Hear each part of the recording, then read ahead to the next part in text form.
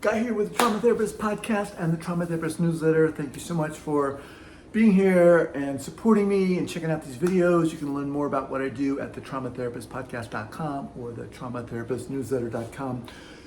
One of the things that just excites me about this work I do, interviewing incredible people for my podcast and putting together my newsletter, is the belief in or the celebration of who we are, and how oftentimes so many of us try to hide that, right? We try to hide our insecurities and eccentricities and idiosyncrasies.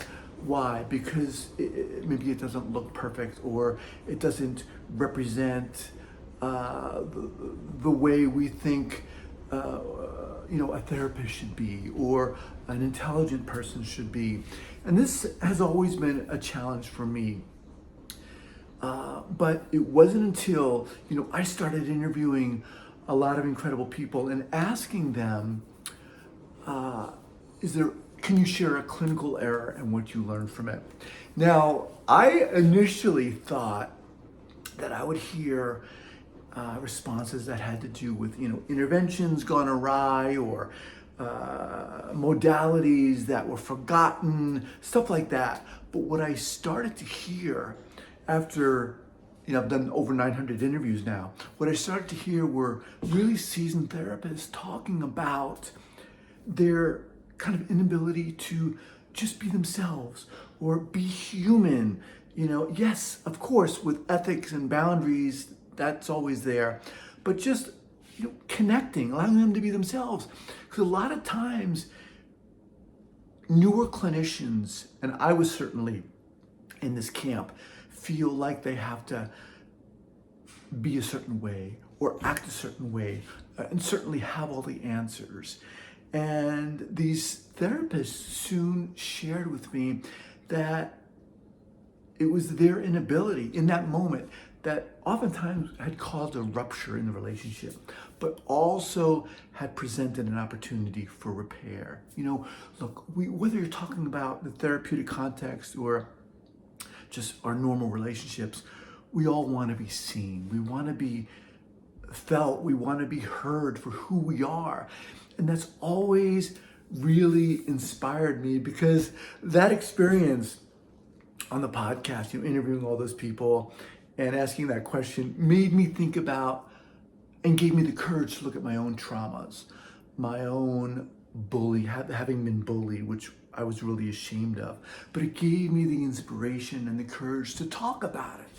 And that in turn has really become the driving force for me. This ability to believe in ourselves and the imperfections that we all have, but we all have them. That's the thing.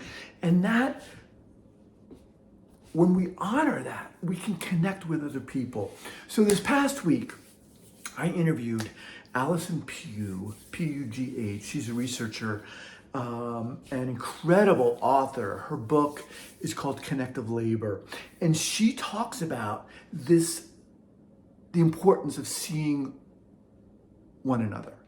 Not just within the therapeutic context, but across many different jobs, and how integral that is to not just the job at hand, but to our society, and how that's being kind of forgotten and displaced with the onset of technology and AI. Really, really incredible. Allison Pugh is her name.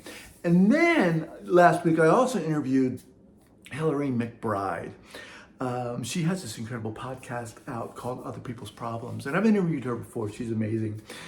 But in her podcast, she's really kind of peels back the curtain, if you will, of the therapeutic process and experience, and really honors what I'm talking about here. This topic, man, it's a celebration of who we are. So can you honor the eccentricities that you have, that a lot of us have, the imperfections that we all have? We're human, and connect with someone else. This is what I'm talking about.